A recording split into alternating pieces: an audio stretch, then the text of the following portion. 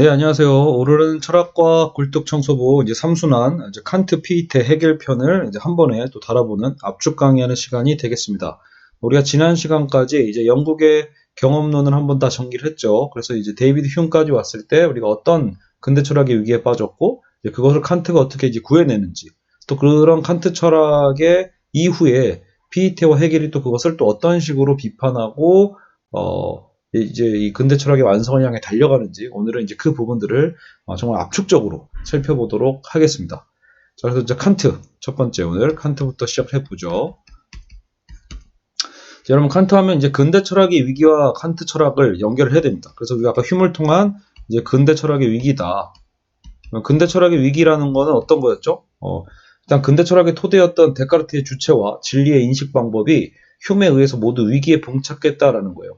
그래서 코기토, 생각하는 나라는 인식 주체는 실체로서 이제 존재하는 게 아니라 그저 관념의 다발일 뿐이다. 그래서 근대 철학의 가장 큰 핵심이었던 이 코기토, 이거는 이게 사실은 굉장히 주체 철학의 핵심 아닙니까? 근데 이 부분이 이제 굉장히 모호해진다는 거예요. 이거는 그저 관념의 다발일 뿐이다 라는 식으로 해서 우리 꽃다발 할 때 그 다발이에요. 그래서 관념의 다발에 불과하다라고 해서 이것을 부정해 버린 게 이제 휴메의 이제 질문이었죠.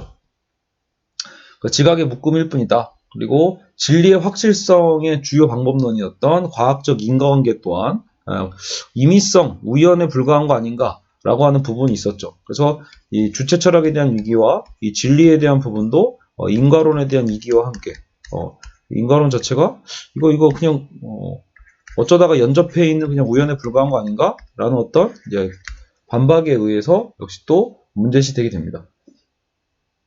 그래서 우연에 의한 연속된 사건에 불과하다는 휴메의 반박에 의해서 위기에 빠진 이 상황을 과연 칸트가 어떻게 해결해 나가는지, 우리는 이제 그것을 포커스를 잡아서 생각해 보시면 되겠습니다. 그러니까 그냥 칸트 철학의 뭐 순수 이성 비판이 무엇인가, 실천 이성 비판이 무엇인가, 이게 하나하나 보는 게 중요한 게 아니라 칸트 철학이 무엇을 했는지를 일단 우리가 그 틀을 이해할 필요가 있다라는 거죠. 그래서 칸트가 물론 이제 이성주의 철학자인 만큼 이제 이성을 통해서 진리를 인식할 수 있는 능력이 있음을 믿었지만, 그럼에도 불구하고 데카르트의 자명한 어떤 이 주체를 통한 출발점이라는 게 독단이었음을 인정하면서 철학의 문제를 처음부터 다시 생각해 봐야 된다고 주장한 것입니다. 그래서 기존의 주체를 이제 인간이라고 다시 표현을 하면서 칸트는요. 그래서 그 주체를 우리는 다시 인간으로 표현을 돌리고 아래와 같은 세 가지 질문을 던진다. 그 질문이 뭡니까? 인간이란 무엇인가에 대한 질문이죠, 결국은요. 인간이란 그러면 정말 무엇인가? 인간이란 무엇인가라고 했을 때, 그렇다면 인간은 무엇을 알 수 있습니까? 무엇을 알 수 있는가? 아니면 무엇을 할 수 있는가? 혹은 무엇을 바랄 수 있는가? 그래서 무엇을 알 수 있는가가 바로 순수 이성 비판이고, 무엇을 할 수 있는가가 실천 이성 비판, 무엇을 우리는 바랄 수 있는가, 우리는 무엇을 희망해야 되는가, 이것이 바로 판단력 비판이라고 볼 수 있겠습니다. 자, 이렇게 정리가 일단 되죠. 결국 이 세 가지 질문은 인간의 인식과 행동과 목적이라는 가장 중요한 이 세 가지 활동, 그렇죠? 그래서 인식, 행동, 그리고 이제 목적이라는 가장 중요한 세 가지 활동이 이제 주체 자신에 의해 근거지어질 수 있는 것인가를 다시 묻는 거죠. 그래서 칸트는 진리를 인식할 수 있는 주체가 어떻게 가능한가를 다시 물으면서 우리의 일상 경험을 근거짓는 선험적 기초가 있다는 이제 그 선험적 기초에 대한 것이 있지 않겠냐는 것을 이제 질문을 던지는 거죠. 따라서 칸트의 작업은 기존의 휴메 비판을 받아들이고 다시 재질문하여서 이성의 독단을 피하기 위함이지 이성 자체를 당연히 무너뜨리기 위한 것은 아니다.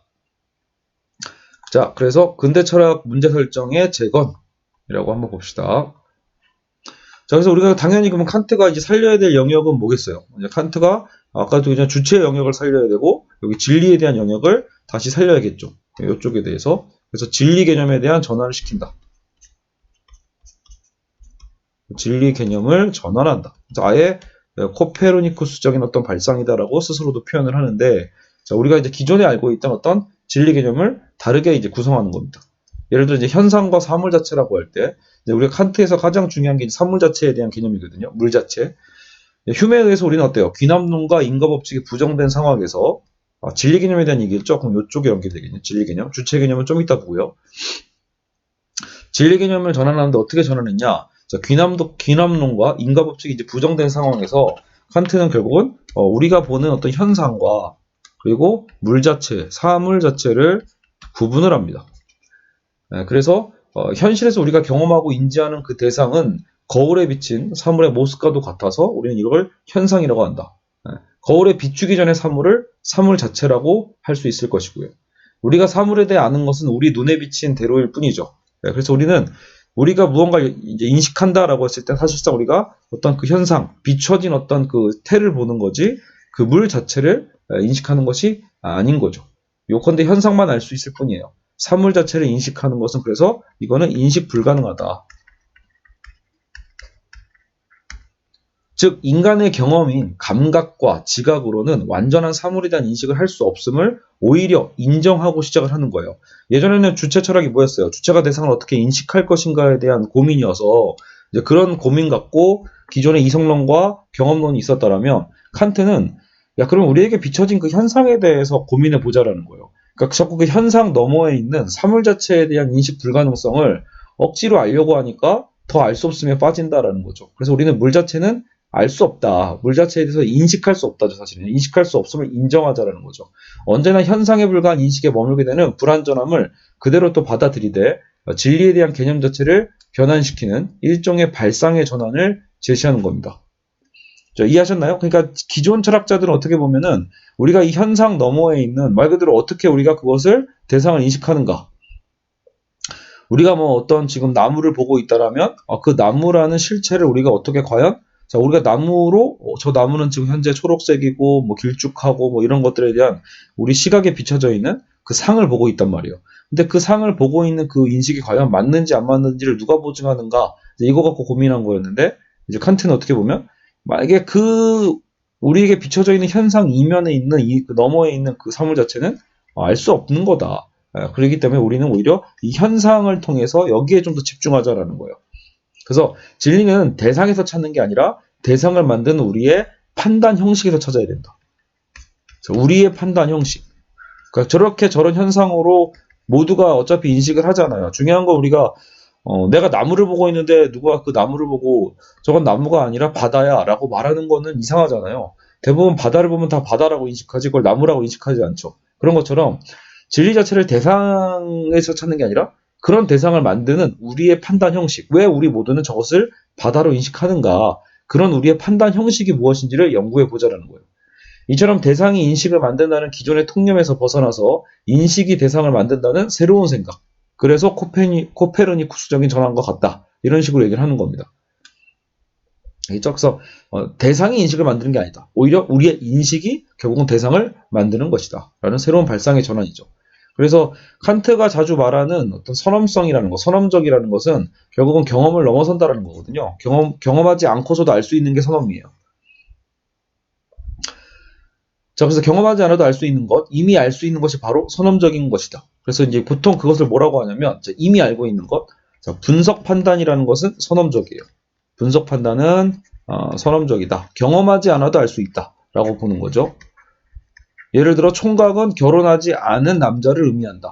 총각은 결혼하지 않은 남자, 뭐 이렇게 이미 이 총각이란 단어 안에 이 의미가 수로가 이미 들어있죠. 이런 거를 우리는 분석 판단이라고 보는 거예요. 자, 미인은 아름답죠. 당연한 말이에요. 아름다운 사람을 미인이라고 정의하는 거니까. 총각이라는 단어를 분석하면 결혼하지 않은 남자. 미인이라는 말을 분석하면 그냥 아름다운 여성. 이런 거잖아요. 이런 거를 분석 판단이라고 하고 이건 경험하지 않아도 우리가 이미 알 수 있는 거예요. 거기에 이제 우리는 종합 판단이라는 게 있어요. 종합 판단은 역으로 이제 경험을 통해서 알 수 있는 지식이죠. 경험적이고 그래서 후천적이다. 선험적이면 경험하지 않아도 알고 있고 당연히 우리가 논리적 필연으로 알 수 있는 거라면 이거는 경험적이고 후천적이다라고 볼 수 있어요. 예를 들어 미인은 키가 크다라는 것은 사실 그럴 수도 있고 아닐 수도 있는 거거든요. 그러니까 이것은 결국은 미인이란 단어를 찾는다고 알 수 있는 게 아니라 그냥 경험을 통해서 대체적으로 우리가 알 수 있는 것 중에 하나죠. 예를 들어 뭐 대체로 미남은 키가 크다라고 할 때도 미남이란 말을 분석한다고 해서 키가 크다고 바로 나오는 건 아니거든요. 그래서 결국 우리가 경험을 통해서 어떤 그 공통점을 찾아내는 것, 그것이 이제 종합 판단이라고 볼 수 있어요. 그러니까 분석 판단과 종합 판단에 대한 것, 특징이 전혀 다르죠. 자, 그래서 문제는 분석 판단은 이게 장단점이 있다라는 거예요. 분석 판단이라는 건 그래서 항상 옳아요. 분석 판단은 당연한 말이죠. 동호 반복이기 때문에 옳을 수밖에 없어요. 분석 판단은 이건 항상 옳다. 근데 항상 옳지만 단점은 뭐예요? 새로운 지식을 알 수가 없어요. 동호 반복에 불과하기 때문에 전혀 새로운 지식을 알 수가 없고 종합 판단은 경험을 통해서 알게 되는 거니까 이건 새로운 지식이에요.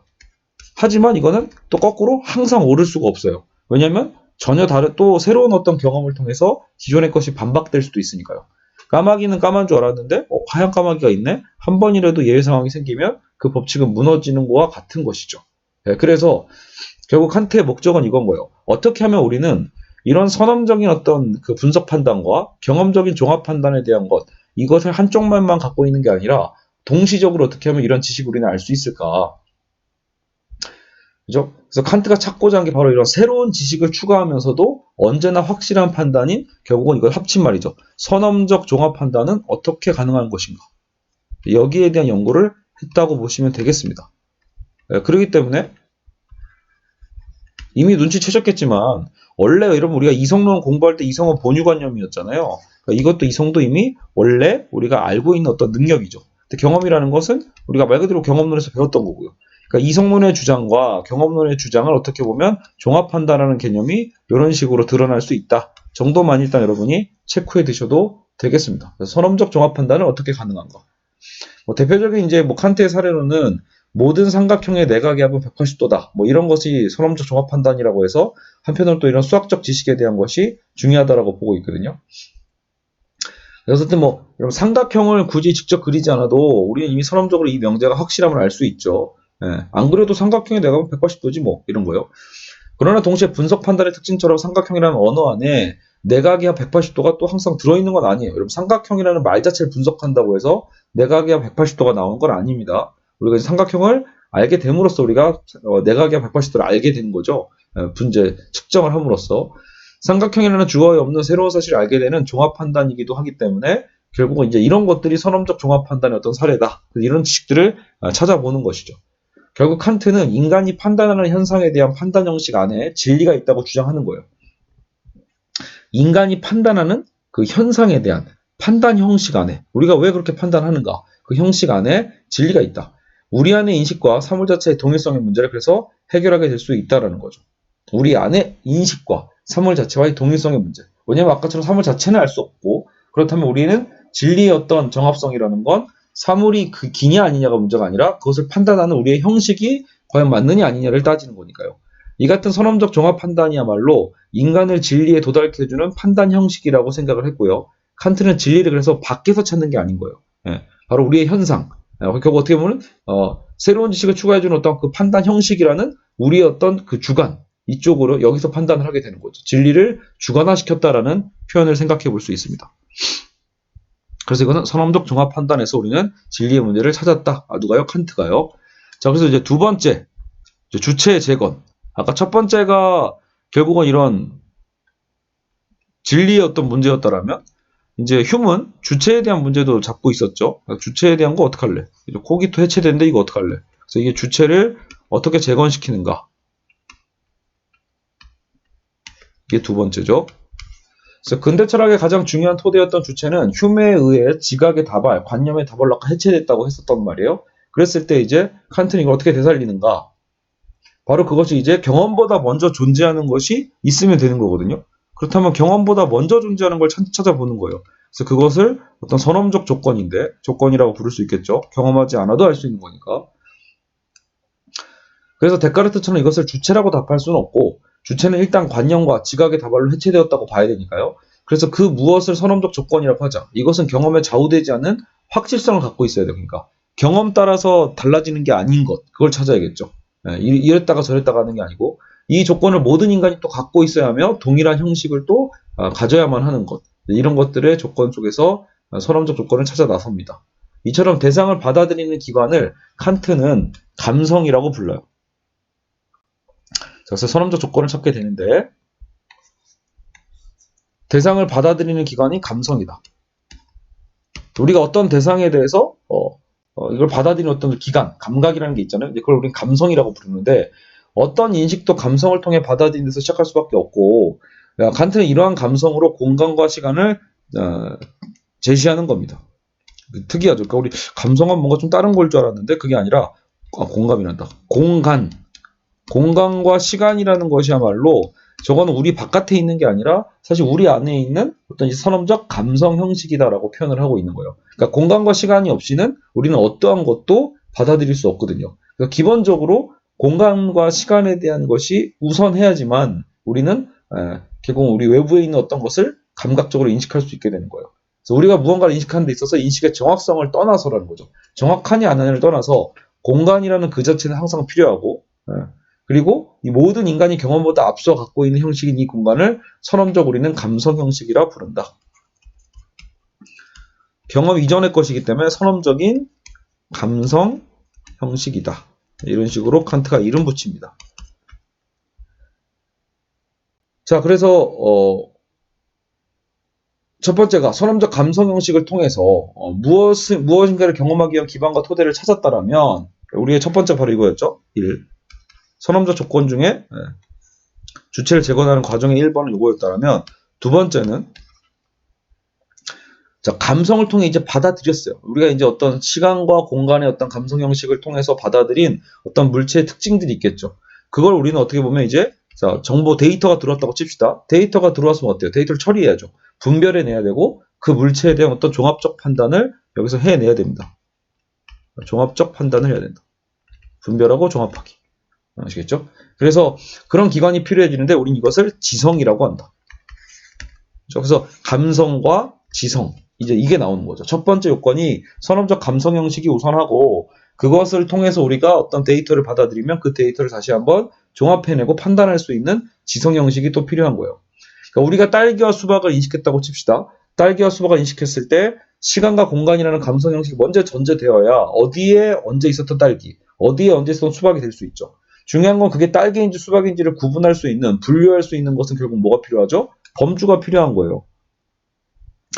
뭐 딸기가 딸기고 뭐 수박은 수박이지 뭐 이렇게 얘기하실 분이 있겠지만 그게 아니죠. 우리가 보통 어떤 범주를 갖고 있기 때문에 구분할 수 있는 거예요. 어떤 범주죠? 예를 들어 딸기는 빨갛다. 뭐 수박은 초록색이다. 딸기는 작다. 수박은 크다. 어때요? 이런 게 범주죠. 범주. 범주가 있어야 우리는 이 딸기와 수박을 같지 않다라는 걸 일단 파악하는 거죠. 그 파악하는 방법이 결국은 뭐예요? 이제 뭐 크기가 됐다거나 아까 색이 됐다거나 혹은 또 다른 것들 어떤 관계성이 될 수도 있고요. 그런 것 때문에 여러 가지 얘기를 여러 가지 어떤 틀, 이 범주의 틀이 무엇인가를 생각해 보니까 칸트는 12개가 있다. 여러분들 이게 꼭 12개만 하는가에 대해서 나중에 또 한계가 나오겠지만 사실 12개가 아니어도 되겠죠. 근데 어쨌든 칸트가 보기에는 이 12개면 다 될 거라고 고민을 했던 것 같아요. 그래서 12개의 범주를 통해서 우리는 지식을 분별해낼 수 있다. 데이터를 분별한다라고 볼 수 있어요. 그래서 양, 많으냐 적냐 뭐 이런 거겠죠. 양과 성질과 어떤 관계와 양상에 대한 것. 자, 그래서 이것 안에서 12개의 범주를 쪼개냅니다. 그러니까 양에서 어떤 3가지, 성질에서 3가지, 관계에서 3가지, 양상에서 3가지 이렇게 해서 12범주를 만드는 거예요. 이거를 우리는 또 선험적 지성 형식이라고 합니다. 그러니까 아까 선험적 감성 형식의 시간과 공간 그리고 선험적 지성 형식의 이 범주가 있음으로써 우리는 이제 지식을 분별할 수 있게 되는 거죠. 결국 감성으로만 느낄 수는 있어도 자, 시간과 공간을 통해서 우리는 어때요? 감성적으로 느낄 수 있어요. 뭔가가 들어왔으니까. 하지만 그것 때문에 그것만 있을 땐 판단할 수는 없죠. 지성이 필요한 거예요. 한편으로는 어때요? 지성만으로는 자, 판단을 종합할 수 있는 능력은 있어. 근데 정작 데이터가 안 들어오네? 그걸 뭔가 느낄 수가 없는 상황이네? 라고 한 것은 뭐예요? 재료가 없는 거죠, 결국은요. 재료가 없기에 감성이 없기 때문에 우리는 느끼지도 판단할 수도 없게 된다는 거예요. 그래서 칸트의 그 유명한 말이 나오는 겁니다. 결국은 지성 없는 감성은 지성이 없는 감성은 맹목적이다. 맹목적일 뿐이고 말 그대로 아까처럼 판단할 수 있고 정리할 수 있는 게 없을 때 그게 없는 데이터밖에 없으면 맹목적일 뿐이라는 거고 한편으로 또 거꾸로 감성이 없는 지성은 감성이 없으면 뭐예요? 허무할 수밖에 없죠. 공허한 거죠. 재료가 없는데 뭐 판단할 수 있는 능력이 있으면 뭐예요? 판단할 감각적인 어떤 재료가 안 들어왔는데 이렇게 이해하시면 되겠습니다. 그래서 감성을 통해 시작한 인식은 지성을 통해 이성에 다다른다라고 표현을 하는 거예요. 그래서 칸트에게 있어서 이제 지성과 이성 다 같은 거 아닌가라는데 다릅니다. 그래서 감성을 통해 시작한 어떤 우리 인간의 인식이 지성을 통해서 결국 우리는 이성에 다다른다. 칸트는 여기서 이성을 그래서 하나의 원리로 통일시키는 능력이라고 정의해요. 우리가 이제 모호하게 쓰는 그 이성의 표현이 아니라 칸트의 정의는 하나의 원리로 통일시키는 능력이 이성이다. 이성은 하나의 원리를 찾고자 하는 욕구가 있는 것이고 끊임없이 어떤 근본 원인, 제1자를 찾아가려는 습성이 있다라는 거예요. 이성이라는 게. 이처럼 하나로 통일시키려는 이성은 곧 이념이기도 하고 세계, 자아, 신이라는 존재로 드러납니다. 자, 그러나 이와 같은 이성의 특징은 우리가 경험하지 못한 것까지 나아가기에 결국 상충되는 주장을 도출하게 될 수밖에 없다. 왜냐면 이미 아까처럼 이성의 특징 때문에 자꾸 일자를 찾아가려는 그 습성이 세계, 자아, 신이라고 얘기를 해버리면 상충되는 어떤 모순적인 요인들이 나오게 되거든요. 그래서 상반되는 주장이 서로 옳다고 증명되는 경우를 이율배반이라고 해서 칸트는 또 그런 이성의 한계점까지도 이미 지적을 합니다. 그러니까 이성의 가능성을 본인이 또 얘기하면서도 그 이성의 한계점까지 칸트는 이율배반의 어떤 이론을 통해서 얘기를 하고 있죠. 나중에 여러분 이제 후기란다. 그 비트겐슈타인이 나타나서 결국 했던 얘기가 그래서 우리는 이런 모호한 세계 자아 신일에 대한 형이사학적인 어떤 말은 하지 말아야 된다는 말을 그래서 나중에 비트겐슈타인이 그렇게까지 얘기를 하게 되는 거죠. 자, 감성을 통해 시작한 인식은 어쨌든 지성을 통해 다다른다는 얘기까지 우리가 했으니까 자, 그럼에도 불구하고 칸트는 선험적 감성과 선험적 지성을 합하여 결국은 지금 우리가 다룬 게 뭐예요? 지금까지 뭐 한 겁니까? 라고 했을 때 자, 선험적 감성과 선험적 지성. 선험적 지성이 만나서 결국은 이게 뭐다? 이게 결국은 선험적 주체다라는 거예요. 경험하기 전에도 이미 알 수 있고 드러나는 어떤 그 주체. 이러면서 흉이 비판한 경험적 주체가 아닌 거죠, 이거는요. 선험적 주체인 만큼 경험적 주체는 뭐죠? 관념의 다발로 해체됐다고 했지만 칸트는 관념의 다발로 해체되기 그 이전에 선험적 주체를 결국은 발견해내는 셈이 됩니다. 이러므로써 이제 두 번째 위기도 벗어나게 되죠. 첫 번째 위기가 아까 뭐였죠? 그러니까 진리의 위기. 두 번째 위기가 주체의 위기였어요. 자, 그럼 이제 세 번째. 칸트는 윤리학을 확립합니다. 윤리학의 확립. 자, 그래서 인간의 의지는, 이제 윤리 문제죠, 세 번째가.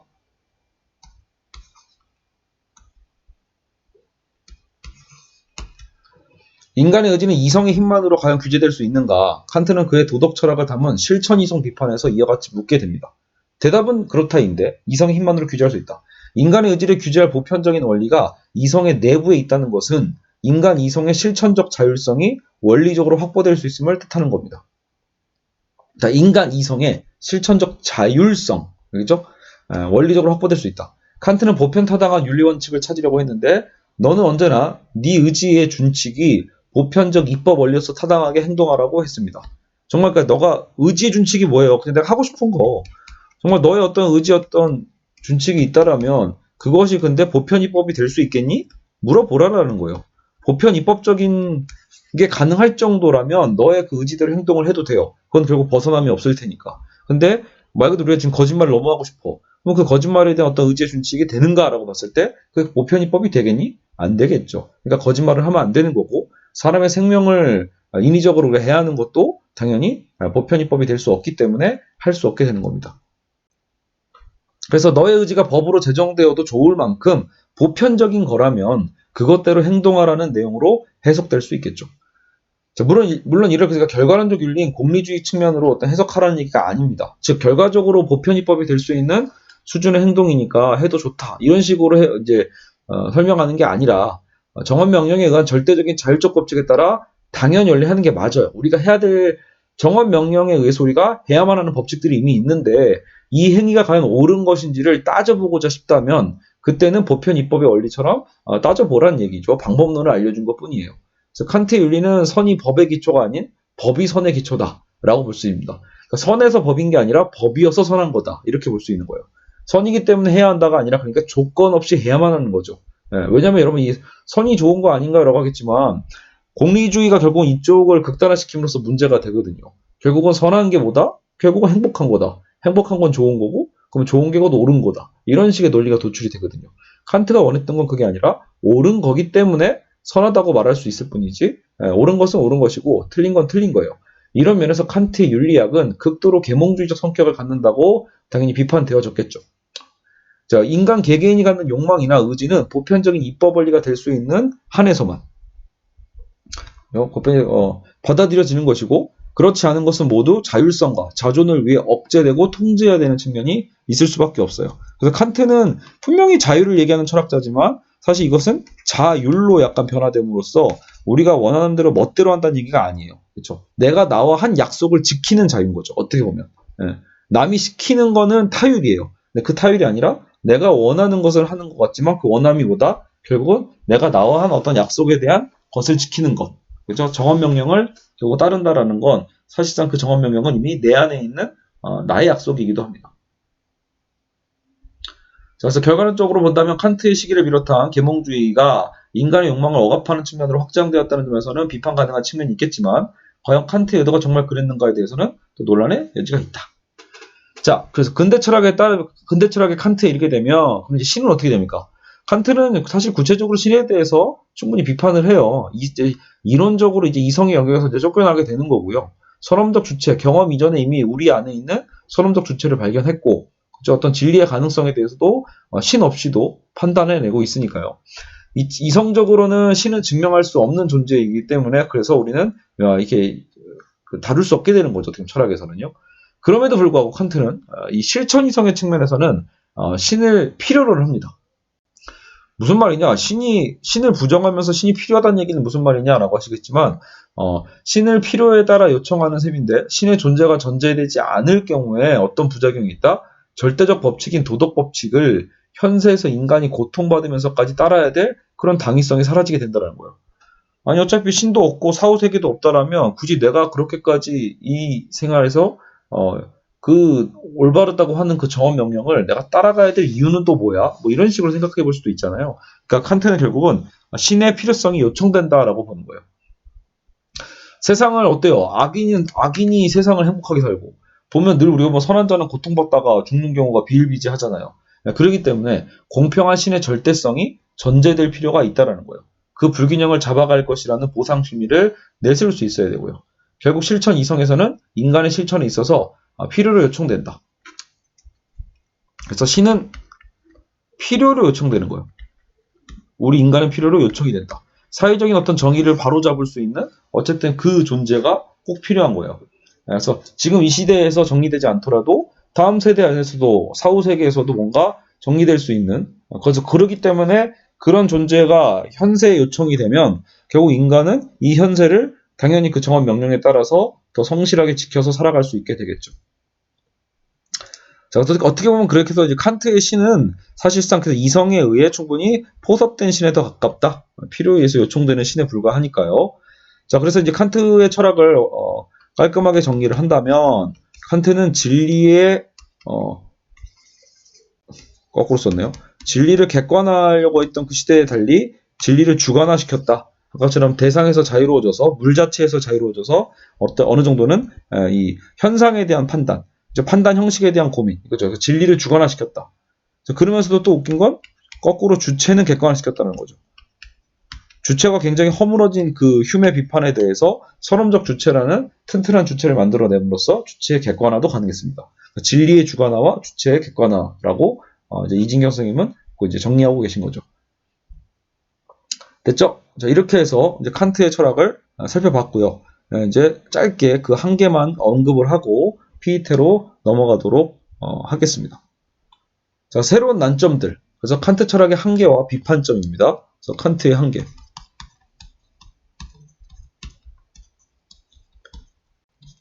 한계에 있어서 첫 번째 다시 진리의 문제로 다시 한번 돌아가 보죠. 과연 아까 다뤘던 진리에 대한 게 해결이 된 거냐? 사실 칸트의 설명을 듣다 보면 납득이 되다가도 다시 생각해보면 물 자체라는 설정 자체가 여전히 문제가 있다는 걸 알 수 있어요. 산물 자체가 아무래도 찝찝한 거죠. 아니 그것도 나중에 피이테랑 해겔이 똑같이 계속 이거 붙잡고 늘어집니다. 그러니까 아니 있긴 있는데 결코 알 수 없다는 말이 대체 무슨 말이야? 이렇게 충분히 반박할 수 있잖아요. 그죠? 진리를 단지 현상에 관련된 것으로 제한하는 것 자체가 한계가 아니겠냐. 이와 같은 상황은 결국 모두가 오인하는 어떤 선험적 허위가 될 수도 있고 선험적 허구일 가능성을 충분히 갖게 해주지 않을까. 천동설과 지동설의 사례 역시 실체적 대상을 인식하려 하지 않고 진리를 객관화하려는 상황에서 나타난 역사적 오류라고도 할 수 있겠습니다. 또한 선험적 종합 판단에 의해서 삼각형의 내각압의 180도라는 명제 역시도 이제 이런 거죠. 여기서는 이제 그 사례에서는 책에서는 더 자세하게 나오는 게 그러니까 유클리드 기하학처럼 예전에는 기하학도 아까 저 삼각형의 내각압은 180도야라는 게 거의 진리에 가까웠죠. 그래서 이제 선험적 종합 판단의 어떤 사례로서 뭐 삼각형 내각의 합에 대한 얘기가 아까 나왔었지만 사실 이제 리만 기하학이라고 해서 이제 현대사회의 새로운 기하학들은 이제 구에다가 여러분 그 동그란 어떤 지구본에다가 세 점을 찍어가지고 직선으로 그어보세요. 그러면 그거 펼쳐보면은 직선이 아니라 곡선이 되고요. 그러면 당연히 각도도 세각의 합은 180도가 아니라 무조건 180도보다 크게 됩니다. 그렇기 때문에 사실은 이제 칸트 시대 때는 몰랐던 한편으로는 칸트는 절대 시간과 절대 공간이라는 당시 어떤 뉴턴적인 사고방식에서 사실 이런 진리에 대한 탐구를 했거든요. 근데 이제 지금 시대는 뉴턴의 물리학이 아니라 이미 상대성의 원리의 시대에서도 살고 있기 때문에 과연 그것이 항상 옳을 수 있는가, 항상 참일 수 있는 것인가에 대한 의심이 충분히 가능하다라고 볼 수 있습니다. 자, 두 번째, 선험적 주체에 대한 문제. 과연 이 범주가 모든 판단의 전제가 되는 선험적 형식인가의 의문이 들 수밖에 없다라는 거죠. 말 그대로 아리스토텔레스는 범주를 이미 고대 때 10개라고 구분을 했었거든요. 그러니까 학자마다 범주가 다르면 판단하는 것도 바뀔 수밖에 없지 않을까라는 이제 충분히 있을 수 있는 의심이죠. 왜 꼭 12개여야 하는가? 이렇게요. 결국 범주 이전의 범주를 나누는 어떤 기준이 또 있어야 되는데 그것이 사람마다 다를 수 있는 상대주의 문제를 가져올 수밖에 없고, 그렇죠? 아까 그래서 얘기한 것처럼 뉴턴의 절대시간, 절대공간의 물리학이었다면 지금은 시간과 공간이 또 합쳐지고 휘어지고 느려지는 새로운 물리학의 또 시대이기에 이러한 전제 또한 시대의 변화에 따라서 무너질 수밖에 없다라는 거예요. 그래서 진리도 주체도 다 결국은 충분히 그 시대적으로 모호한 측면이 생길 수밖에 없다. 3번 순수 이성과 실천 이성의 분리. 윤리의 문제에 있어서도 그럼 순수 이성 비판과 실천 이성 비판이라고 할 때 왜 이걸 나눠야 하는가? 실천하는 이성과 이론적인 판단의 역할을 하는 이성이 전혀 별개였다는 점에서 비판받을 수 있다. 신 또한 이성의 영역에서는 결국은 완전히 사라져놓고 실천의 영역에서는 신을 다시 또 불러들이잖아요. 그러니까 이런 이것도 나중에 어떤 배리 아닌가. 예. 선험적 형식으로 순수 이성의 진리를 기초 세우는 것처럼 윤리학에서도 가능할까? 보편이법의 원리를 무엇에 의해 정당화할 수 있을까? 결국 저자는 행동이나 의지의 윤리 영역이 진리와 전혀 별개의 영역이므로 칸트 윤리학의 독단에 빠질 위험에 있음을 비판하고 있다라고 볼 수 있겠습니다. 개인들의 의지와 욕망을 오직 보편적 입법에 끼워 넣은 행위, 선을 도덕법칙에 의해 정의되는 독단으로서 말이죠. 이렇게 해서 이제 순수이성의 실천이성의 분리에 대한 문제에서도 비판의 여지가 생기게 되겠습니다. 자, 됐죠? 이렇게 해서 우리는 딱 칸트에 대한 부분을 짤막하게 한번 정리를 해봤습니다. 그래서 딱 지금 30분 걸렸네요. 30분 동안 우리는 말도 안 되게 짧게 칸트를 정리했다라고 보시게 되었습니다. 자, 그러면 이제 피이테 가보죠. 피이테. 자, 그래서 해겔과 피이테와 해겔이죠. 자, 피이테 이후에 사실 이제 쉘링도 있는데 그 해겔 철학 안에 이미 그 쉘링이 좀 들어있기 때문에 그래서 이거를 정리는 같이 하겠습니다. 자, 그래서 근대 철학의 어떤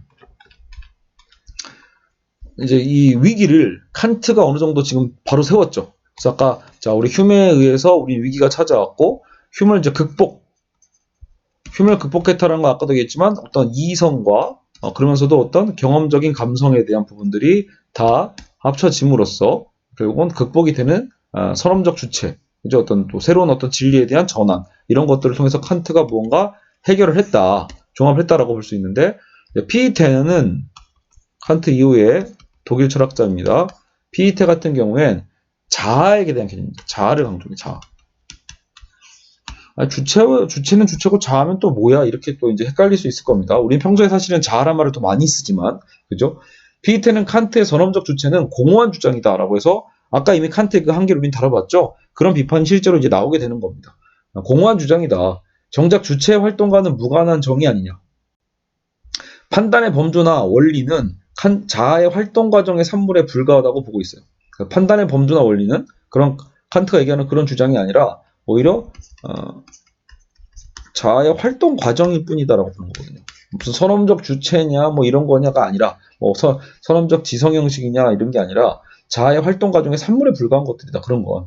즉 피이테는 칸트의 선언적 주체보다는 더 앞서는 주체를 필요로 한다는 거예요. 왜냐하면 피이테가 보기에는 그러니까 여러분 이런 질문이요. 그러면 선언적 주체는 대체 어떻게 알았대?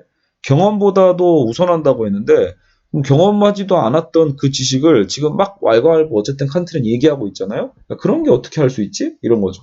그래서 자 피이테의 칸트 비판을 다시 정리를 해보면 일단 말 그대로 가장 비판받기 쉬운 게 사물 자체에 대한 얘기죠. 이게 논리적으로 형용 모순이라는 거예요. 논리적 형용 모순이다. 있기는 한데 인식할 수 없다라는 말. 그게 말이 되니? 이제 이런 얘기인 거죠. 쉽게 얘기해서. 당연히 칸트의 사물자 체계를 처음 들었던 우리도 이런 생각하게 될 수밖에 없거든요.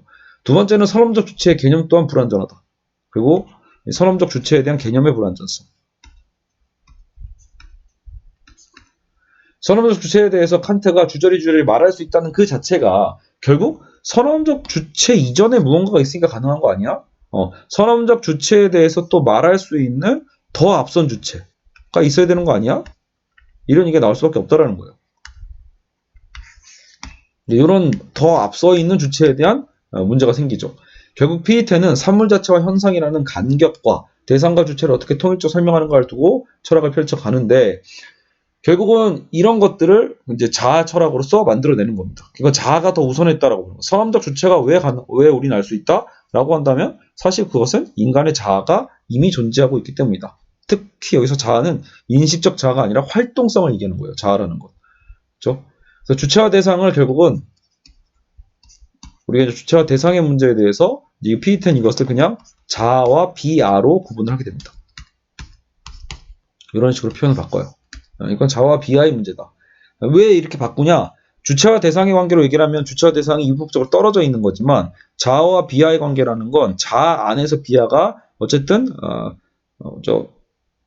바로 안티테제로서 나오는 거거든요.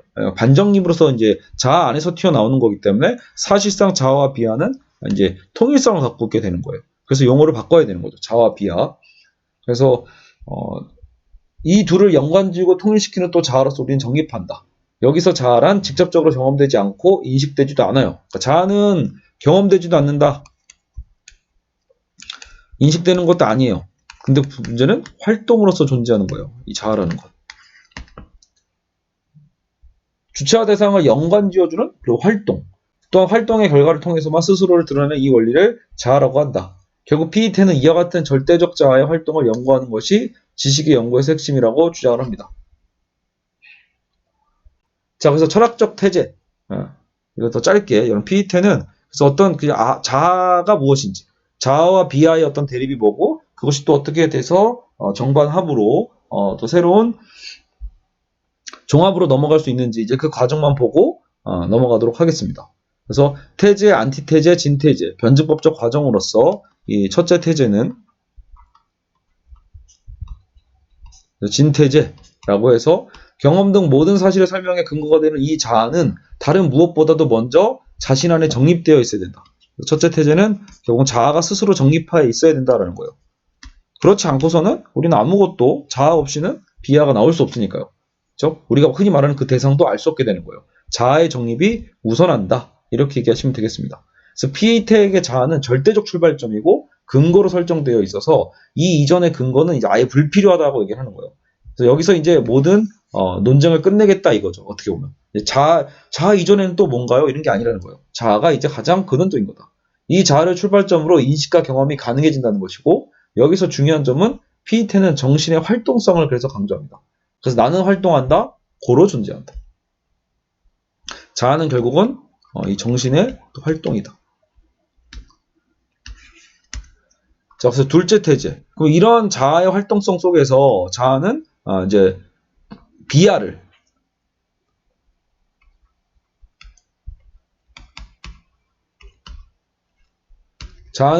반정립한다.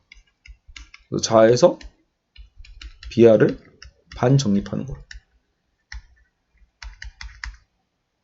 나아가 자아는 비아를 자기 안에 반정립한다. 즉 자아의 부정을 통한 비아의 정립이라고 볼 수 있겠죠. 자아는 정신적 활동인데 활동에는 항상 활동하는 대상을 필요로 할 수밖에 없죠. 자, 우리가 지금 어때요? 생각하고 있죠? 정신적 활동을 하고 있죠. 근데 뭐에 대해서? 철학과 굴뚝 청소부에 대해서 활동하는 대상을 필요로 하는 거예요. 피태에 대해서 우리는 지금 활동하고 있죠. 그런데 어떤 대상을 정립하려면 이미 그것을 알고 있어야 한다. 즉 대상이 자기 안에 이미 놓여 있어야 한다라는 거예요. 그러니까 대상 자체가 이미 안에 들어있기 때문에 그걸 말할 수 있는 거지, 아예 대상 안에 바깥에 있다면 우리는 말할 수조차 없다라고 보는 거죠. 이는 마치 그 스피노자의 진리 개념과도 비슷하죠. 스피노자도 진리를 우리는 이미 알고 있다, 이런 식으로 얘기하거든요. 알고 있기 때문에 그걸 우리 기준으로 판단할 수 있는 거다. 이게 맞았는지 틀렸는지. 자, 셋째 체제는 자아는 자아 안에서 가분적 자아에 대해 가분적 비하를 반정립한다. 자, 이 말은 굉장히 어려워서 뭔가 좀 약간의 의역으로 이제 이진경 선생님도 표현해내신 것 같은데, 가분적 자아와 가분적 비하를 결국은 이제 반정립한다. 이게 이제 두째 테일즈와 되게 비슷한 표현이기도 해요. 한편으로는요. 이제 대신 이제 자아와 비하 자체가 어때요? 요 두째 과정을 거쳐서 가분 쪼개지죠. 나름대로 쪼개질 수 있다는 걸 알게 되고, 비하도 이제 가분 나눠져 있는 또 비하란 말이에요. 그럼으로써 둘째 태제는 어떻게 보면은 자아가 비하를 파생시켰다 정도 개념만 우리가 생각해 두신다면, 세 번째 태제는 결국은 종합으로 가기 위한 과정이다 라고 보실 수 있겠습니다. 그래서 가분적 자아가 가분적 비하를 반정립한다. 그래서 이건 쉽게 종합으로 이끌어간다 라는 것을 알 수 있습니다. 결국은 대립관계를 통해서 구별이 가능해지는 거거든요. 이렇게 가분적 자아와 가분적 비하가 이렇게 반정립함으로써 이제 차이가 드러나는 거고, 그죠? 대립이 되는 거고, 그래서 거기서 우리는 어떻게 보면 다양성도 드러날 수 있는 거 아니냐라고 볼 수 있을 겁니다. 동시에 자아의 종합을 통해서 나와 관계되는 또 통일성도 도출하게 되는 것이고요. 아시겠죠? 그래서 결국 피이테 역시 칸트의 선언적 철학처럼 자아라는 시작점을 중심했는데, 칸트가 말했던 방식은 틀렸다라고 보면서 칸트보다 더 우선하는 개념인 최종적 자아를 구성해낸 겁니다. 그리고 자아 외부의 그 어떤 것도 오히려 인정하지 않고 자아 안에 비하가 있는 것이고, 그러니까 자아 안에서 우리는 다름을 뽑아내는 거예요. 다름이 원래 바깥에 있는 게 아니죠. 칸트처럼 물 자체로서 바깥에 있는 게 아니라 자아라는 건 이미, 자, 지금 제가 너무 칠판을 많이 써가지고 글자가 점점 흐려지네요. 두께를 좀 늘려볼까요? 네. 자, 두께 좀 늘려봤어요. 자, 그러니까 결국은 피이테의 자아는 어떻게 보면 전적으로 완성되어 이미 그 자아가 있는 거고, 이 안에서 우리가 비하를 만들어내는 거죠. 비하를 또 반정립해 내므로써 사실은 이 자아와 비하의 어떤 대립을 만들어내는 더 큰 자아 개념이 이미 바깥에 있다라고 볼 수 있어요.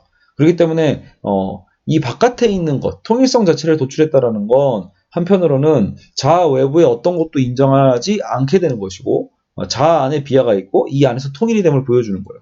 자아와 비하의 분리와 그 안에서 통일. 여기서 말하는 다양성이라는 것도 결국 이 자아 안에서의 어떤 차이와 다양성일 뿐이지, 자아 바깥에서의 어떤 차이와 다양성에 대한 문제가 발생할 수밖에 없게 돼요. 이 바깥은 무엇인가 그렇다면 이런 거죠. 그래서 이런 자아의 무제한적 자유를 결국 강조하게 될 수밖에 없고, 이는 결국은 어떤 그 지나친 자유주의나 어떤 개인주의에 대한 가치로 귀결이 되게 된다는 거예요. 이러한 무한한 자아들끼리 부딪히게 될 때 그럼 어떻게 되는가? 결국은 자아가 더 어때요? 이미 자기 안에 완성되어 있는 자아이기 때문에 결국은 바깥에 있는 또 다른 어떤 자아와의 충돌 속에서 문제가 생길 수 있게 되는 거예요. 너도 나도 다르게 인식할 때는 어떻게 할 것인가? 자아가 비하를 반정립한다고 했지만 말 그대로 그 얘기가 뭐예요? 우리가 지금 내 앞에 있는 어떤 음식을 보고 저게 옥수수구나 라고 만약에 인식했다고 칩시다. 그러면 이전 같으면 옥수수란 대상이 과연 저 노란색인 거 보니까 옥수수인 것 같아요. 아까처럼 뭐 범주냐 뭐냐 따져가면서 칸트는 따졌을 거고, 데카르트도 주체가 대상을 어떻게 인식할 수 있지 이런 고민을 했을 텐데, 지금 피에테 같은 경우는 뭐예요?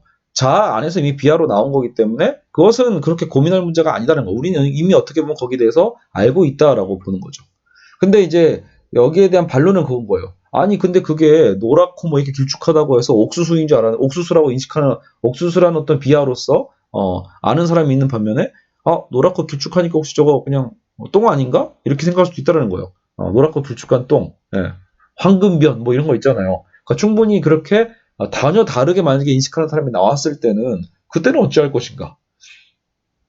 그쵸? 그래서 무한한 자아들끼리 계속 이렇게 부딪히고 의견이 다른 것, 비하를 다르게 어떻게 인식하는 사람이 있다라면 그 문제는 어떻게 해결할 것인가에 대해서 모호하다는 거예요. 따라서 피이테는 이런 문제를 다시 해결하기 위해서 아이러니하게도 국가사회주의적인 어떤 개념의 강력한 국가 통제를 오히려 또 도입하게 된다라는 거죠. 자아와의 충돌을 해결할 수 없으니까 강력한 국가를 도입한다라는 굉장히 특이한 역설적인 대안이 나와버립니다.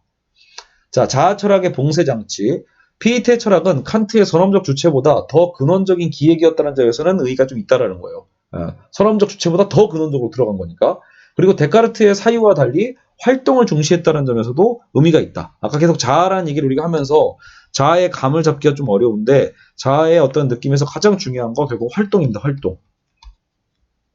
데카르트는 사유잖아요. 그러니까 그런 사유의 개념과 또 다르다라는 거. 그리고 근원적 자아를 주장했다는 점에서 근대 철학의 출발점에 회귀하는 모습도 있다. 가장 근원적인 것에 대한 주체 철학에 대한 출발과도 비슷하죠. 그리고 절대적 자아가 등장함으로 이제 신의 자리를 완전히 대체하고 모든 것은 자아의 활동이고 산물이 됩니다. 신은 필요가 없어지는 거죠. 자아의 활동이다. 모든 것이 자아 안에 있기에 주체와 대상의 일치 문제는 발생하지도 않게 돼요. 이거 스피노자와 좀 비슷하죠. 주체와 대상의 문제는 애초에 발생하지 않아요. 물론 스피노자 같은 경우에는 우리가 모두가 다 인간과 신과 자연이 다 하나 된 개념이니까 그렇다고 본 거고, 이거는 이 자아 안에서의 통일이죠. 항상 그 안에서 통일을 전제하는 자아다.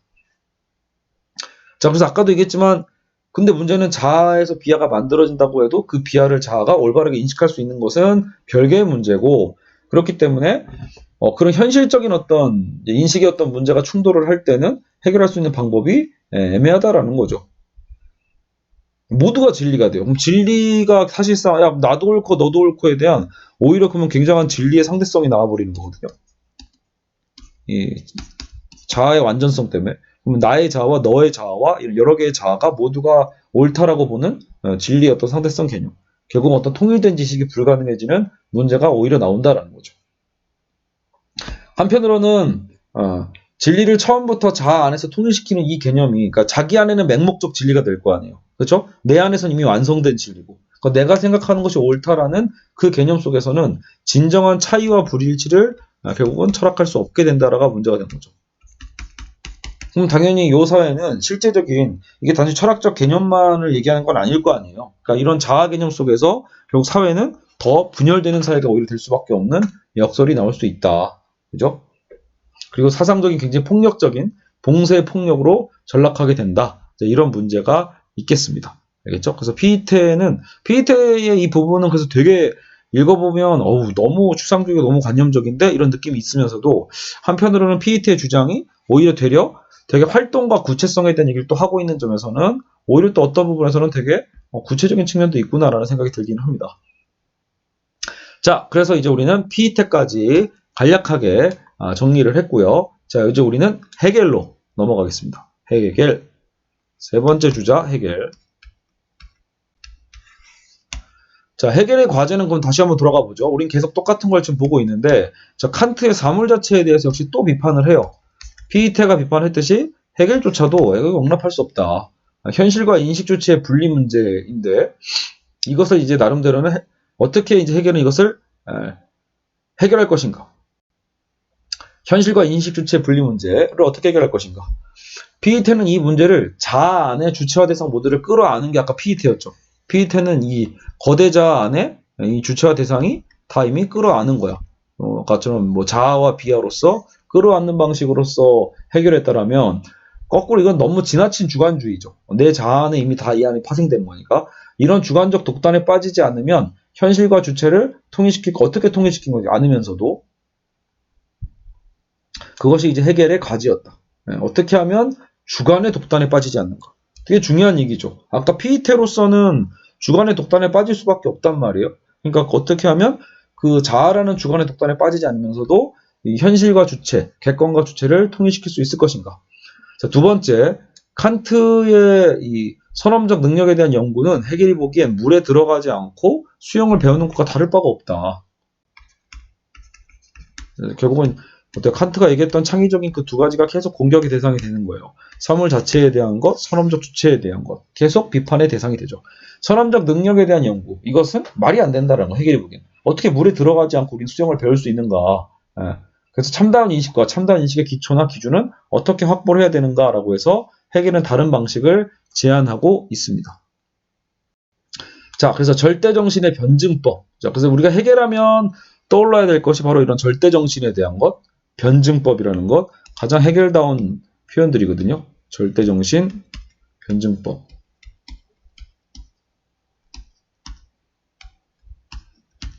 자, 그래서 해결 역시 산물 자체와 주관, 현실과 주체를 분리시키지 않기 위해서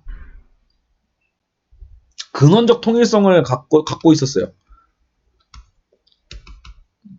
자, 근원적 통일성을 전제했다라는 것, 근원적 통일성을 전제한 것은 아까 피이테와 닮았어요.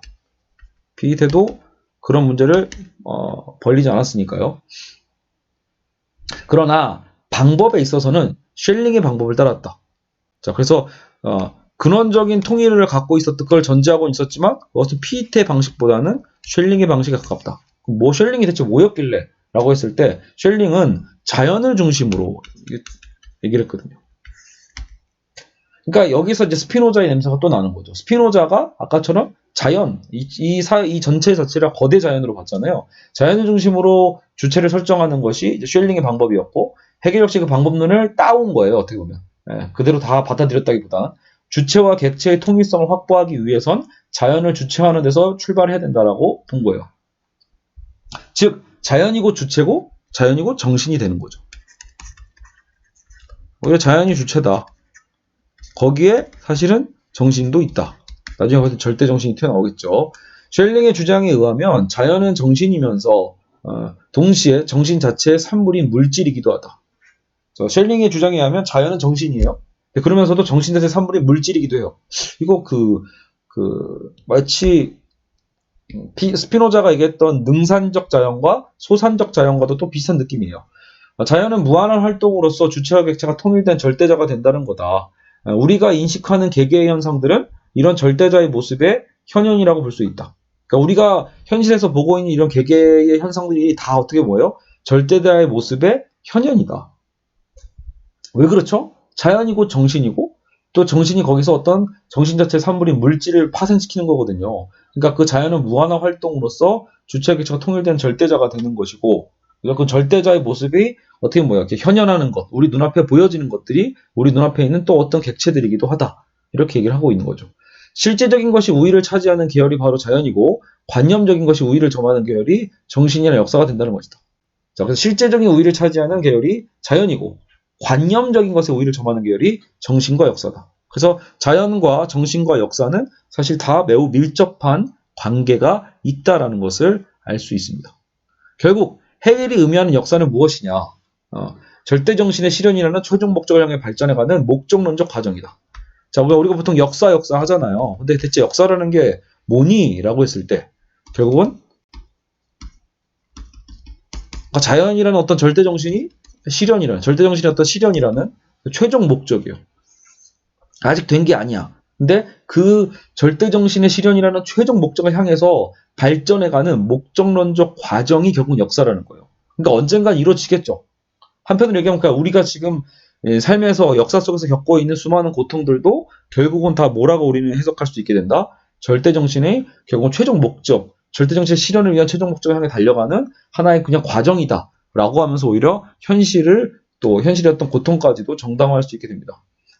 자, 그래서 정신에서 대상, 다시 정신으로 돌아오는 과정이면서 아까 정신은 자연이었잖아요. 그러니까 자연에서 뭔가 빠져나온 파편화된 어떤 그 대상이 나오고 정신에서 물질이 됐다가 다시 정신으로도 돌아오는 과정. 점차 높은 단계로 또 고양되는 과정. 정반합이라는 것도 또 그런 거잖아요. 점점 높은 곳으로 고양되어 가는 이런 식이죠. 그래서 주객 통일을 자연 속에서 주장한 쉘링과는 그래서 차이가 있다는 점은 뭐예요?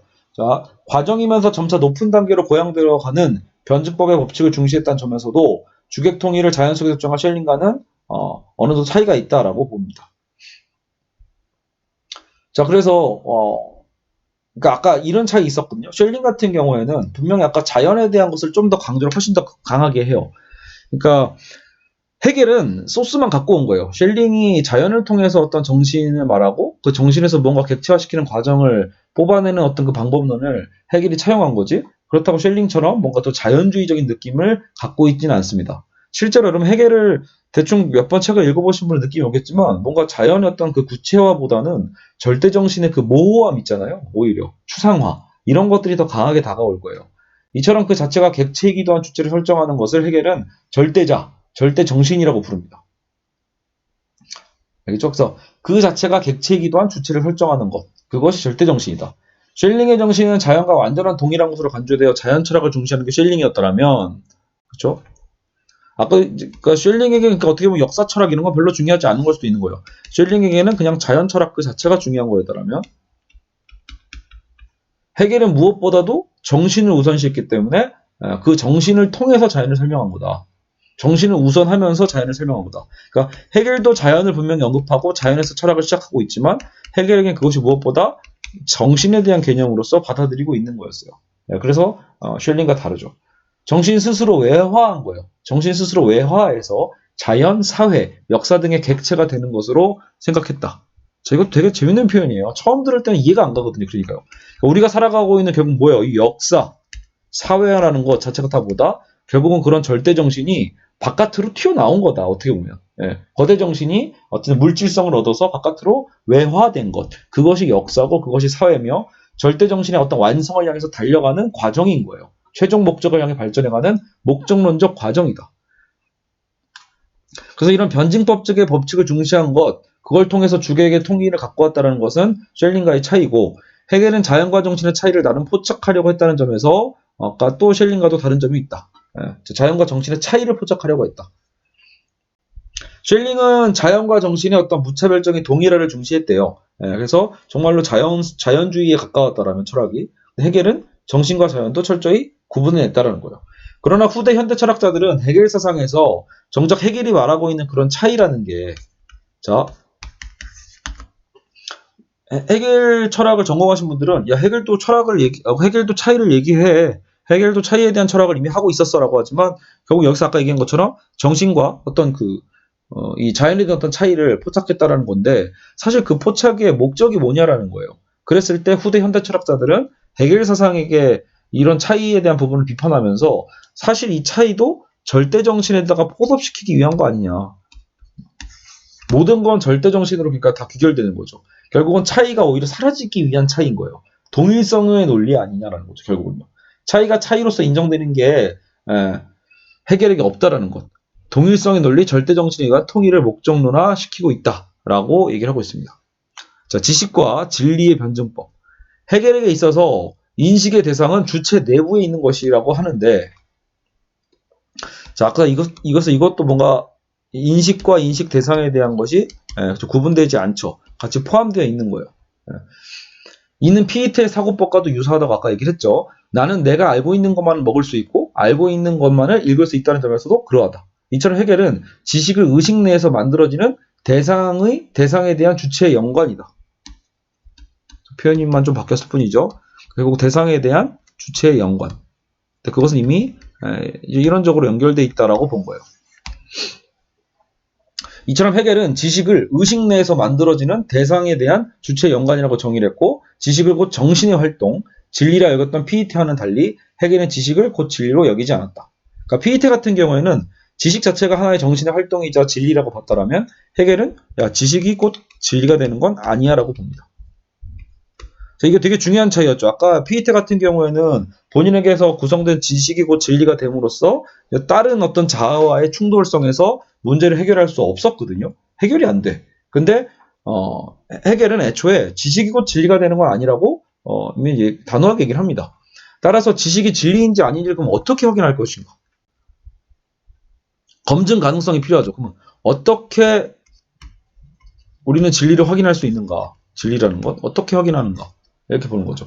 이러한 경우 칸트는 아까 뭐라고 했죠? 개개의 인식 이전에 우리가 인식하기 이전에 존재하는 선험적 인식 능력을 제시할 거예요. 그래서 우리가 판단 형식을 통해서 이것이 왜 항상 참인 지식이 될 수밖에 없는지에 대해서 선험적 종합 판단을 찾는 것, 이게 어쨌든 칸트의 기획이었다면 해겔에 의하면 인식 이전에 인식 능력을 안다는 것 자체가 아까 말이 안 된다고 했잖아요. 선험적 주체는 말이 안 되고 선험적 감성 형식은 말이 안 된다고 해겔이 얘기하고 있기 때문에 해겔은 지식에 대한 평가 기준은 자 여기서 이제 진짜 해겔다운 우리가 해겔을 해겔처럼 인식할 수 있는 그런 부분이 나오는 거죠. 역사적 판단이라는 거예요. 지식에 대한 평가 기준은 역사적으로 형성된 의식에서 판단할 수 있다. 다른 말로 하면 이게 바로 시대 정신이고 시대 의식이 될 수 있는 거예요. 그 시대에 형성된 의식을 통해서만 우리는 판단할 수 있다라는 거예요. 이처럼 역사 평가의 장을 열었다는 점에서 해겔의 역할이 컸다고 볼 수 있다. 예, 그러니까 이 역사는 굉장히 역동적인 거죠. 어떻게 보면 역사라는 게 A에서 B로, B에서 C로 움직인다고 생각해 본다라면 그 시대적인 역사성에 따라서 진리에 대한 판단 기준도 바뀐다라고 볼 수 있으니까 사실 또 나름 타당성이 있는 셈이에요. 우리도 천동설, 지동설 이런 걸 보면 과학의 패러다임론을 봐도 어떻게 보면 어때요? 과학도 계속해서 진리의 기준이 좀 변하잖아요. 결국은 그 시대의식에서 판단하게 된다면 나름 타당성이 있죠. 이처럼 역사 평가의 장을 열었다는 점에서 의의가 크다고 했고 역사적 의식 속에서 진리 여부를 평가하는 기준을 보면 또 무엇인가? 자, 그러면 구체적으로 들어가서 역사적 의식 속에서 진리 여부를 평가하는 기준.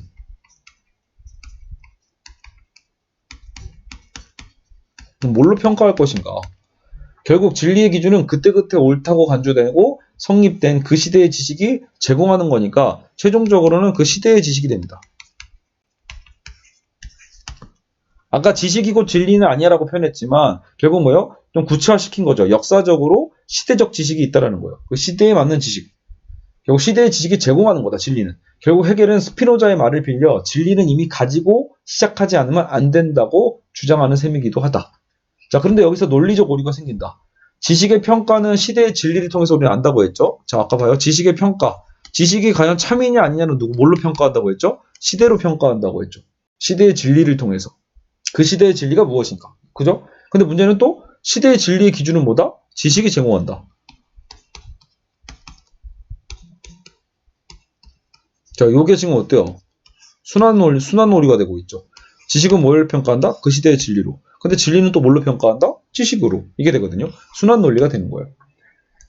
자, 그러다 보니 이러한 딜레마를 피하기 위해 해겔의 방식은 의식 내부의 지식과 지식을 평가하는 진리를 모두 포함시키는 것이다.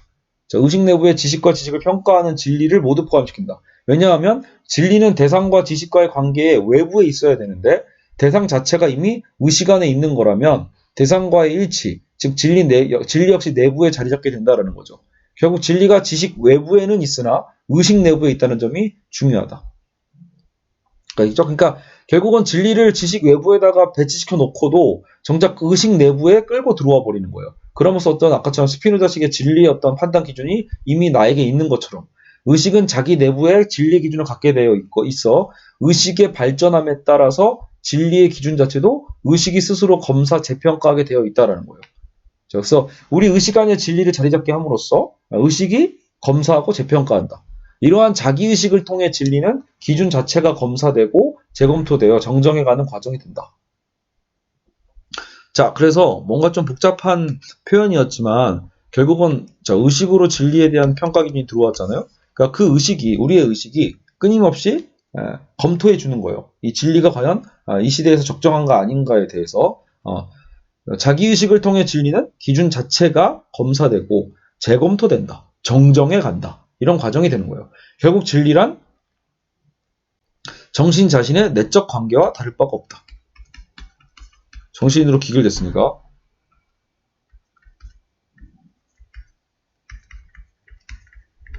정신 자신의 내적 관계. 네.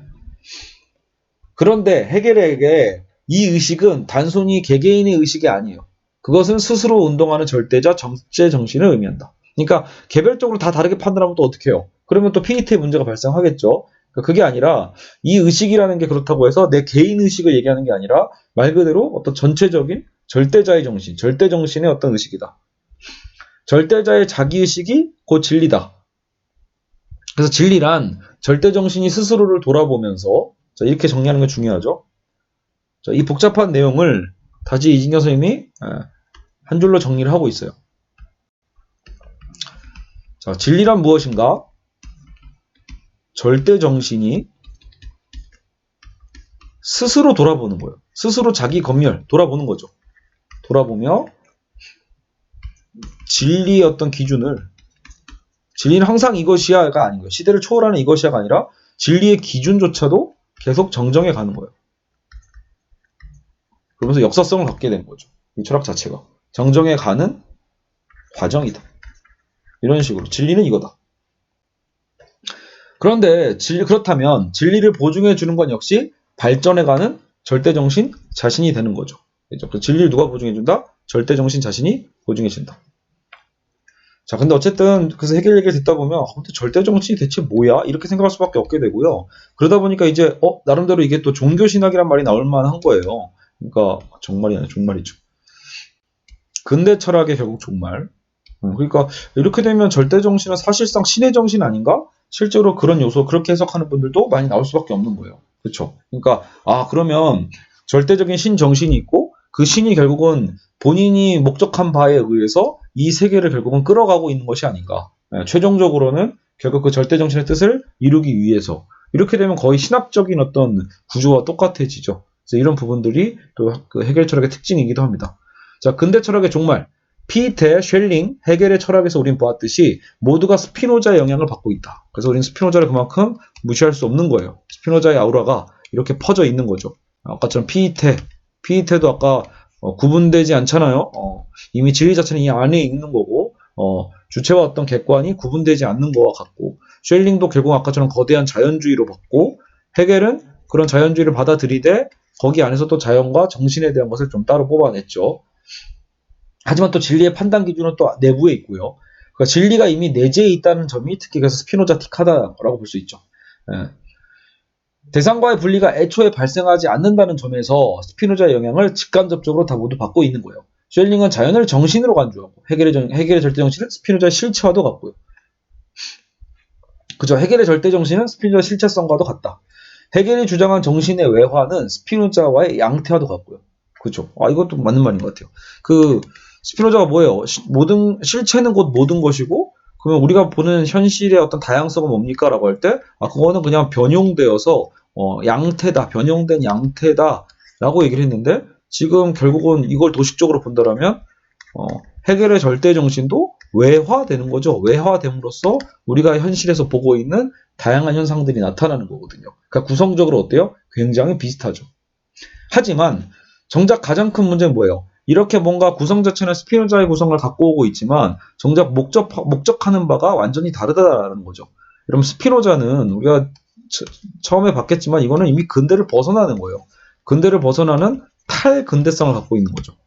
근데 지금 요 사람들 피테, 쉘링, 헤겔 같은 경우 특히 지금 오늘 헤겔은 오히려 그것을 완성해가는 거죠. 근대 철학에 대한 것을 완성해가는 과정에서 스피노자를 이용하는 거에 더 가깝다라고 볼 수 있어요. 그러니까 스피노자의 결국 방법론을 통해서 근대 범주의 어떤 통일성, 근대의 어떤 통일과 아까처럼 딜레마의 어떤 화해 이런 것들을 위해서 써먹는 거기 때문에 목적 자체가 이미 다르다. 스피노자는 완전히 탈근대적인 거라면 헤겔은 오히려 근대의 완성을 위해서 스피노자의 도식을 써먹는 거죠. 그래서 헤겔 철학의 일반적인 평가는 칸트에 의해 다시 부흥의 기치를 높이는 근대 철학을 정점에 올려놓았다. 이런 식으로 근대 철학의 정점 이렇게 표현을 한다고 합니다. 다시 얘기하면 그 이후로 떨어진다는 얘기죠. 정점을 찍었으면 떨어지겠죠. 정점 찍고 이제 내리막길이 또 나오겠죠. 우리는 그 내리막길에서 이제 우리는 막스 프로이트 니체를 배우게 될 것입니다. 자, 여간 헤겔의 주장이 만약에 약간 헤겔의 진리가 뭐라고 했죠? 자기 스스로를 돌아보면서 자기가 갖는 기준을 계속 정정해가는 과정이라고 헤겔은 얘기했단 말이에요. 뭐가요? 진리라는 게. 진리는 자기 정정의 과정이야. 자가 검토를 하고 시대적으로 자기 검토, 정정을 하죠. 자, 이렇게 되면 어떤 문제가 생기죠? 그러면 요렇게 얘기하고 있는 방법론. 이게 헤겔의 방법론이잖아. 헤겔의 철학이고. 헤겔식의 이 방법조차도 이것도 재검토돼야 되는 거 아닌가? 언젠가는 정정되지 않을까? 헤겔 방법 자체에서 정정하게 되면 이 도식도 정정이 되지 않을까? 그러니까 이러면 어때요? 논리적으로 이런 문제가 생기죠. 그러니까 헤겔도 결국은 선택해야 되는 문제가 오게 됩니다. 이렇게 되면 내가 설정해 놓은 이 진리의 틀 자체가 다시 없어지고 무효화되잖아요. 완전히 자기는 어때요? 내가 만든 철학이면 이것이 영원하게 바랄 거 아니에요. 그렇기 때문에 실제로 헤겔은 결국 그 방법을 택하게 된다라는 거예요. 자기의 철학 자체가 폐기되는 것, 자신의 방법론 자체가 폐기되는 것을 피할 수 없게 되기 때문에 진리에 대한 이전에 이 헤겔식이 얘기하는 어떤 이 역사적인 철학에 대한 시대 정신에 대한 평가, 그 진리의 기준에 대한 자기 검토와 정정 이런 것들은 어때요? 굉장히 유두리 있고 유연성 있는 진리에 대한 가능성을 보여주죠. 그렇다고 진리가 한없이 가벼운 상대주의도 아니잖아요. 시대 정신을 통해서 판단하는 거기 때문에 진리의 그 묵직함도 있으면서도 그렇다고 독단적 진리도 아니거든요. 그런 면에서 해결 철학의 이 진리로는 굉장히 큰 매력이 있어요. 근데 정작 본인이 자신의 어떤 철학의 이 방법론이 폐기되는 것을 원하지 않았기 때문에 자신의 진리 개념조차도 언젠가는 정정되어야 된다는 논리적 한계를 벗어나기 위해서 헤겔은 자기 주장이야말로 절대정신의 실현을 목격한 지식이다. 그러니까 아까 왜 절대정신이 목적하는 바로 끌고 간다고 했잖아요. 그게 역사잖아요. 근데 헤겔은 이미 그 시대에 우리는 절대정신을 이미 목도하고 있다. 우리는 이미 절대정신을 봤다. 이게 되는 거예요. 절대정신의 어떤 실현이다. 실현은 이미 이루어지고 있다. 당시에 특히 뭐 나폴레옹의 어떤 이런 역사를 보면서 헤겔은 막 찬양을 했던 거죠. 우리는 곧 역사의 최종점에 이미 도착했기 때문에 이제는 정정될 일이 없다라는 식으로 본인 스스로가 독단론에 빠지는 오류를 범하게 됩니다.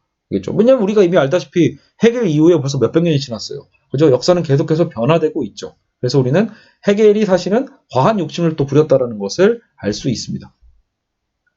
그래서 자신의 어떤 방신을 이제 이 시대가 자신이 살았던 어떤 독일이었던 그 시대가 결국은 절대 정신이었던 실현을 목도하고 있다. 그래서 결국은 철학은 최종점에 도착했다. 이렇게 얘기를 한 거예요. 진리는 최종점에 도착했다. 이런 식으로 판단하게 되는데 그것이야말로 또 다른 독단론이 되고 그리고 너무나 또 근시안적인 시각에 머물게 된다는 거죠. 그러니까 그 당시에 본인이 살았던 독일, 그때는 프로이센이거든요. 프로이센 국가가 어떻게 보면 이 절대 정신이 목적했던 바로 그 역사의 완성이다. 이런 식으로 얘기했다라는 겁니다.